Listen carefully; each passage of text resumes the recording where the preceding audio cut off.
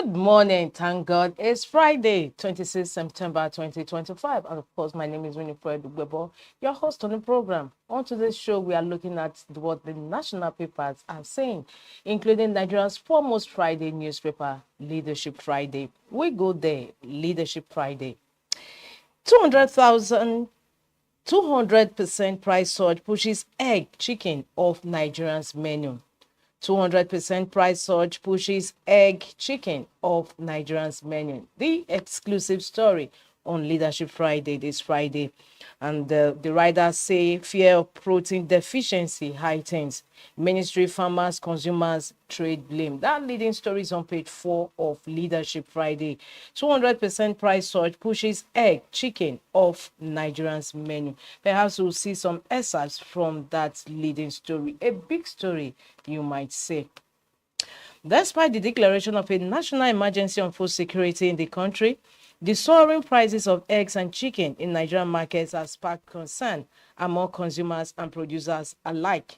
In the past 2 years, the prices of eggs and chicken have increased from 200% to 250%, depending on the parts of the country.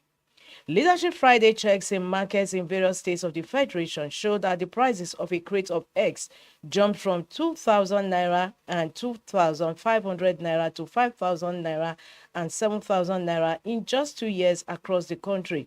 The same goes for the prices of chicken. This development has forced most Nigerians, especially the poor, to stop including chicken and eggs in their menus, raising fears of protein deficiency among the citizens. 2 years ago, the government declared a state of emergency on food security, but the prices of most items have indeed gone up.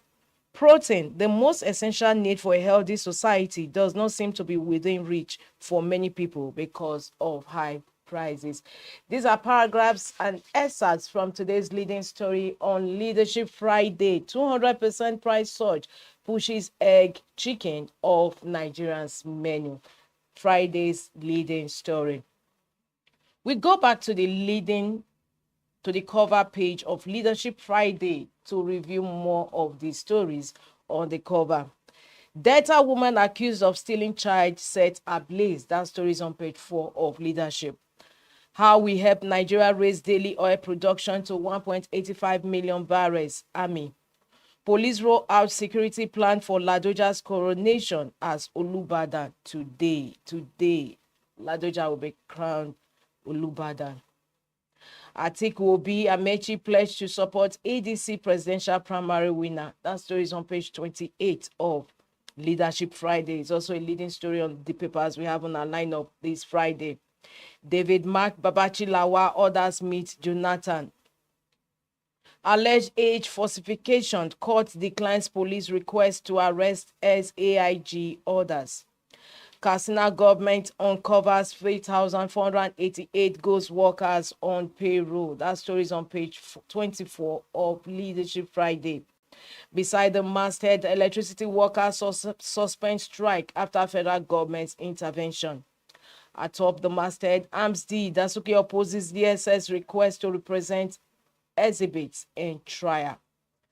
2027, Gandhi JJ Brain Bichi closed ranks to win Kano for Tinubu. And that concludes the review of front headline stories on the cover of Leadership Friday this Friday. For more, log into the website of Leadership. However, before you do that, let's head up to the page 3 of the paper where we have our stand.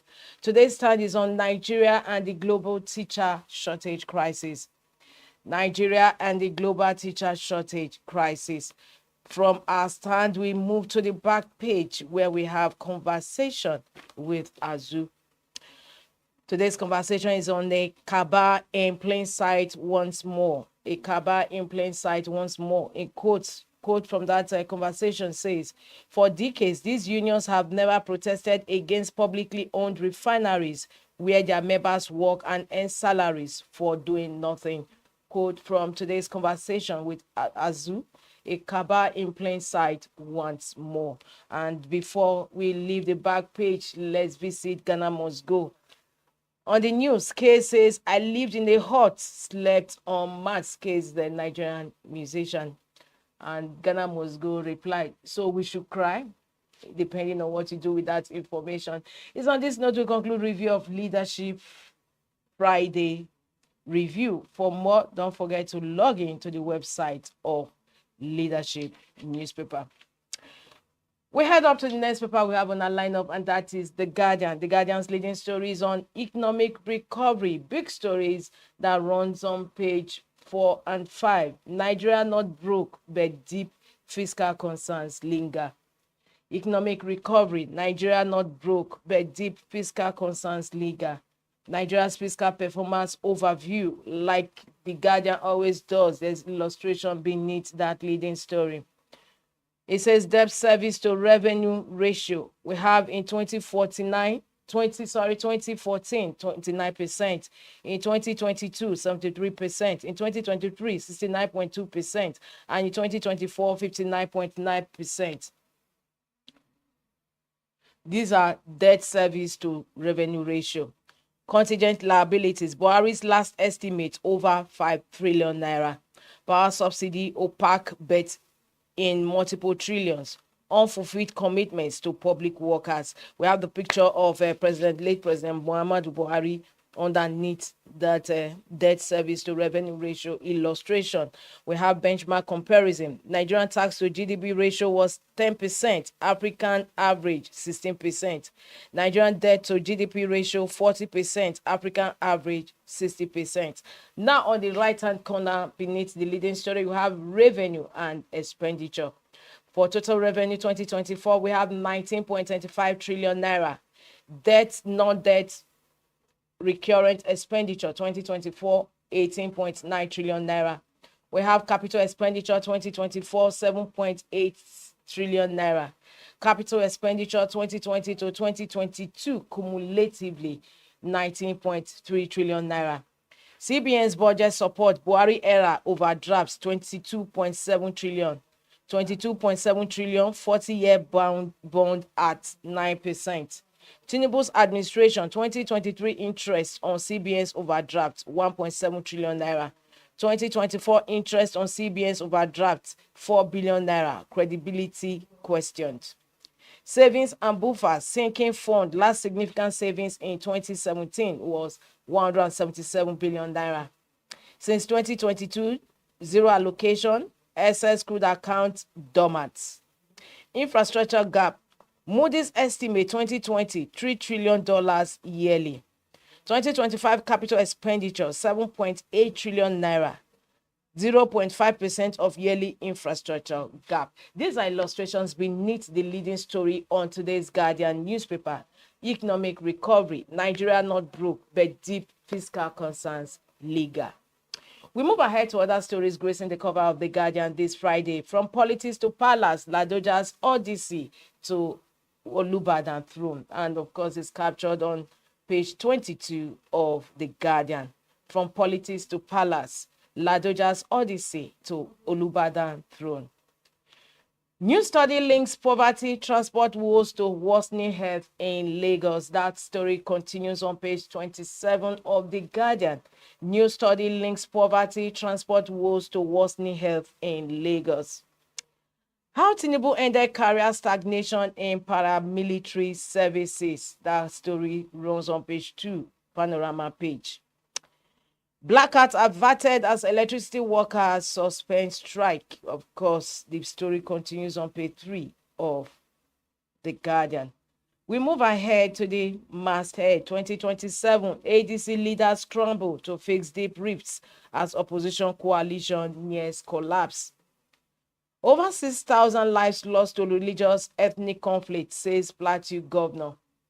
2027, Ganduje Jibrin others vow to retake Kano for Tinubu. And that also concludes review of front headline stories on The Guardian this Friday, September 26, 2025. For more, don't forget to log in to the website of The Guardian newspaper. We move ahead to the next paper we have on our lineup, and that is Vanguard. Now, before we move to Vanguard, let's take The Nation newspaper. The Nation is talking economic, just like The Guardian, the previous paper we reviewed. Experts economists, worst times of reforms pains over. Experts economists, worst times of reforms pains over. Manufacturing has stabilized. Gains begin to reach average Nigerians. Gains begin to reach average Nigerians. Leading story on today's The Nation newspaper this Friday. Contractors yet to buy into concrete road policy. NUPROC okays Total Energies deal. Defense headquarters, 147 terrorists arrested, dozens killed, 41 kidnapped victims rescued. Barau Ganduje other step-up plan to displace NNPP in Kano. 3 children found dead in father's car boot. Tinted glass, IG warns against extortion. Above the masthead of the nation, Ibadan stands still for Ladoja's coronation as 44th monarch. Edo secures $250 million investment at Glasgow Summit. AMCON says 34% stake in Unity Bank to Providus Bank. And that concludes review of front headline stories on The Nation newspaper this Friday. For more, log into the website of The Nation. We head up to the next paper we have on our lineup this Friday, and that is Vanguard. Vanguard says why apathy dogs voter registration in Southeast, South. Why apathy dogs voter registration in Southeast, South. Leading story on today's Vanguard newspaper. Both zones record 50,681 physical registrations, less than Osun's 83,284. Southwest, Northwest lead. North-South record makes fortunes. North leads in pre-registration. South tops in physical registration. Waiting for last minutes. Mistrust responsible for apathy, Afenifere. INEC should make exercise less cumbersome, Pandef. Don't be complacent, ACF urges citizens. Why we are not interested, Southeast residents. Yaga Africa, other CSOs, MBF speak. We have the leading story on today's Vanguard, as we just read out the kickers to the leading story. Why apathy dogs voter registration in Southeast, South. We also have illustration beneath that leading story. We have the picture of Mahmoud Yakubu, INEC chairman, while we have the voters registration, how the votes zones fared in 5 weeks. We have zone Southeast online pre-registration had 76,493. Physical registration had 22,991. In South, we have 280,904 online pre-registration and 27,690 physical registration. In North Central, we have 875,948 online registration, while physical 61,209. Northeast 991,312 online pre-registration. Physical 52,646. Northwest we have 1,322,747 online pre-registration. While physical recorded 68,733. In Southwest, we had 1,640,685 online registration, while physical recorded 158,627. In the South, we had 1,998,000, that is 82,000 pre-online registration, while physical recorded 209,308. In the North, we had 3,190,007 online registration, while physical recorded 182,588. These are summations of the online and physical registration in the ongoing voter registration across the country as delineated by INEC. Still on Vanguard newspaper, traders lament as Lagos government demolishes 19 buildings at Trade Fair Plaza. Excitement in Ibadan as Ladoja ascends throne today. ADC to members, quit other parties now. Blackouts averted as electricity workers chef strike after federal government's intervention. 2026 World Cup qualifier. More worries for Chile as Oyedika suffers injury. And above the masthead of Vanguard, Nigeria attracts $19.92 billion investment signals in second quarter 2025. Mossop orders reject Tinubu's oil resumption in Ogoni. Tinubu promotes 52,000 paramilitary officers in 2 years, Interior Minister. DMO offers 200 billion naira FGN bonds for subscription. And that concludes the review of front headline stories on Vanguard this Friday. For more, log into www.vanguardngr.com. From Vanguard, we move over to the next paper we have on our lineup, and that is The Punch.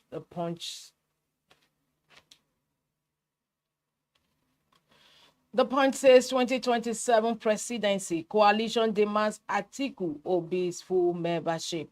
APC orders push back as coalition directs members to abandon parties for ADC. APC orders push back as coalition directs members to abandon parties for ADC. That is a rider to the leading story on today's The Punch newspaper. 2027 presidency, coalition demands Atiku Obi's full membership. Beneath that leading story, we have the second leading story on the Punch newspaper, and that is Ladoja's ascension to Olubadan throne tomorrow. It says Ladoja ascends Olubadan throne inside Ladoja's 32-year journey to throne. Makinde calls short annual leave for coronation. Tinubu top dignitaries to attend historic ceremony. Once governor, now monarch, Ladoja's royal story. While Ladoja's emergence was a rancor-free Balogun designate, Olubadan's unique succession system. These are kickers to the leading story on the second leading story on the cover of the Punch this Friday. Ladoja ascends Olubadan throne. Open fire forces Delta Lagos Atlanta flight diversion. Sees hospitalized as Lagos sees collapse two-story building. Marketers spot Dangote's 500,000 litre fuel delivery threshold. Beside the masthead, INEC gears up for off-cycle polls. Promotes 471 officials. Atop the masthead of the Punch, 804 billion naira arms imports ignite calls for local production. Southeast governors pushing for Nnamdi Kanu's release OT. Lastly, on the cover of the Punch newspaper, Niger Delta militancy made Jonathan's presidency possible, coming from Ateke Tom. And that concludes the review of front headline stories on the Punch newspaper this Friday. For more, log in to the website of the Punch newspaper. We move ahead to the last paper we have on our lineup this Friday, and that is Nigerian Tribune. Nigerian Tribune is talking 2027. It says we will stick to ADC, Mark, Atiku, Amechi, others resolve. 2027, we will stick to ADC, Mark, Atiku, Amechi, others resolve. That story runs on page 12 of Nigerian Tribune. And the kickers reject ADA, who will strengthen APC for Tinubu in Kano. Ganduje, Barau, others pledge, Vato on seat, NNPP. Nationwide blackout looms as electricity workers get directive for industrial action. Lagos recorded 112 building collapse incidents in 7 years, BCPG. 12 incidents between January and September 2025. 7 persons rescued as two-story building caves in. That story is on page 11 and reported by Leadership Television yesterday. Arusa 1, Obaladoja's walk to becoming 44th Olubadan. All set for his coronation today. Makinde cuts short his vacation, resumes. Violators of traffic advisory risk vehicle being impounded, coming from the government. Ladoja in 2024 said, by the grace of God, I will become Olubadan. God has been merciful to me. My blood pressure has been stable. Anyone God destined to become Olubadan will become Olubadan. That's what he said in 2024. And of course, that was last year. And today he's going to be coronated as the fourth, excuse me. Congratulations to the former governor. Atop the ban said of Nigerian Tribune, Tinubu ended career stagnation in paramilitary service, coming from Tunji Ojo, the Interior Minister.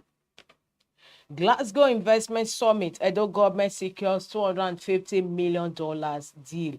And that brings to an end the review of front headline stories of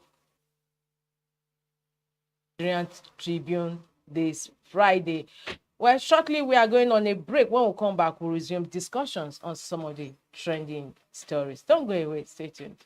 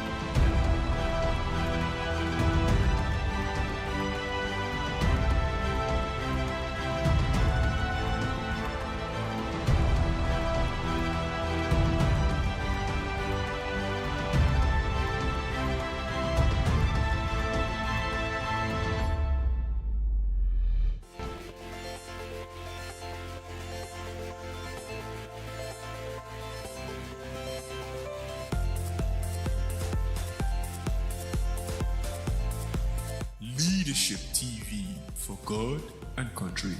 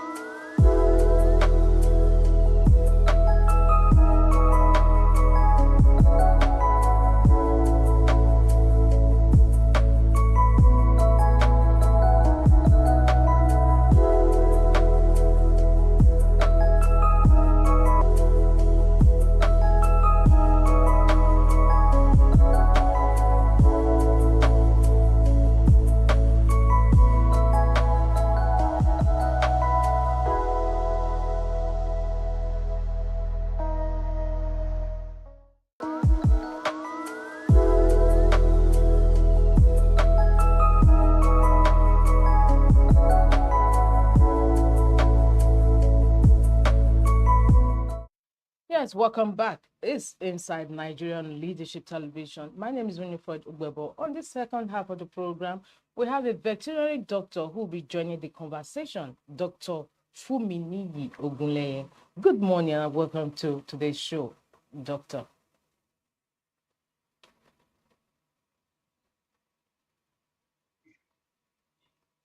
Now, Doctor, I want to find out from you, after so much that has been discussed, written about the cost of the feed, imported feed for chickens, and of course, which invariably impacts the prices of the feed and chicken.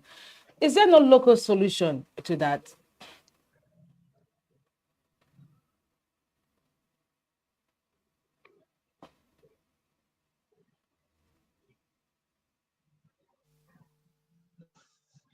Hello, good morning.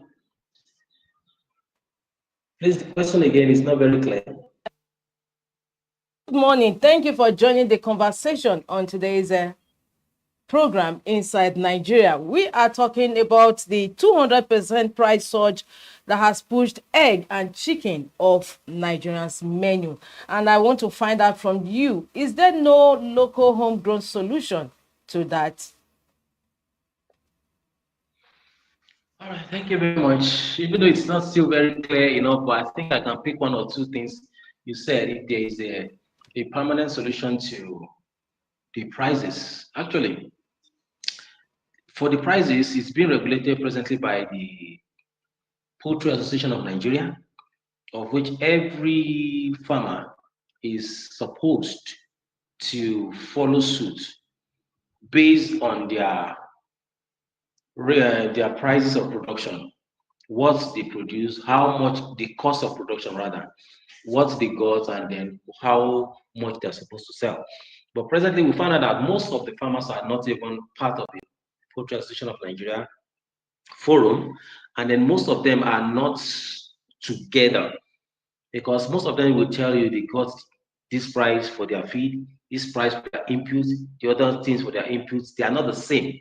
So presently, you can't have a real price for one product in the agricultural sector, especially in poultry farming. Why? Because the prices of the feeds, there's a serious competition amongst them presently. So everybody wants to sell at the very cheap prices, and they want to sell also in EMAs. So they want to have the least cost of production for every farmers, whereby they'll be able to sell at a very minimal price. But you find out that presently, even most farmers, they don't even want to reduce the price of their eggs, whereas the competition among the producers of the feed, which is 80% of the production cost, they are not reducing their price. The competitors of the farmers, or sorry, within the feed producers are reducing their price on a regular basis. But farmers, because they will tell you that they have suffered for long, they have suffered for a very long time, they have been producing at a loss. So therefore they still want to uphold that price that they are selling. Basically now, if you go everywhere, prices of eggs is like 5,000 from the farm price. And I'm not talking of the prices that you sell out there when you take it out of the farm or you take it to the superstore. But when you get to the superstore, those ones will also add their own prices. When you have middlemen too, they will also add their own prices. So that is why prices keep rising and prices are not stable around the whole table. So presently, what I think we can do really is that the middlemen should be removed. If the government can come in and be suck up all these farms, let the farmers produce. Once the farmers produce, then know their cost. Once you know their cost, set a table, a template for them that this is how much you can sell for you to have gain, and also for you to keep a business, and also for the prices on the table to be uniform and adequate. So I think this is the best thing that the government can do for we farmers, for the farmers rather. I'm a veterinarian, like I said, I consult for many farms, and then this I know is a major, major, major challenge. The cost of their production is high, and then we have middlemen that come to buy from them. The middlemen add their own. As the middlemen add theirs, the cost keeps rising and rising and rising until it gets to the table. So I think the best solution is just for the government to come in and tell the farmers that they are going to mop up all their production. Thank you very much. I hope I made my point clear. So Thank you. much, Dr. Ogunleye. Now, lastly, before we let you go, how vital is protein to Nigerian or to a food? Or can Nigerians actually do away without egg and chicken, as reported by Leadership Friday today? Ah, I no. The answer is no. No. The answer is no. I don't think Nigerians schools can do away with poultry. No, because for egg has a lot of minerals and vitamins that are very good for cognitive abilities in children. It has a lot of vitamins that is very, very good, also even for the heart. So telling Nigerians to do away with eggs and chicken, because in fact, as we speak right now, I can't tell you basic. I can tell you with my full chest that it's the cheapest source of protein in Nigeria as we speak. When it comes to eggs and poultry, is it fish you want to talk of? Even fish is even more costly than poultry presently as we speak. So if you say Nigeria should do away with poultry or eggs, what you are telling them is to just go and starve if they don't have money for any other sort of poultry. Aside plant protein, the cheapest source of protein presently is the uh, eggs from the farms and the chicken themselves. So no, Nigerians can't do without poultry. No. Thank you. Fumini Ogunleye, it's been a pleasure having you on today's program to join the conversation on today's leading story, leadership. 200% price surge pushes egg chicken off Nigerians menu. Thank you so much. I look forward to having you on one of these days on some of the topics. Thank you. Thank you very much. Well, viewers, is on this note we conclude today's Inside Nigeria on Leadership Television, the second half of the program, where we actually have a veterinary doctor, Dr. Fumini Ogunleye, throwing more light on the importance of chicken and eggs to our menu. My name is Winifred Webber. Thanks for joining us. Be part of our brand.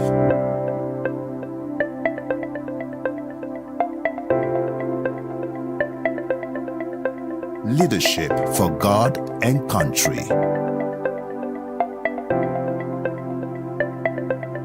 Be part of our brand.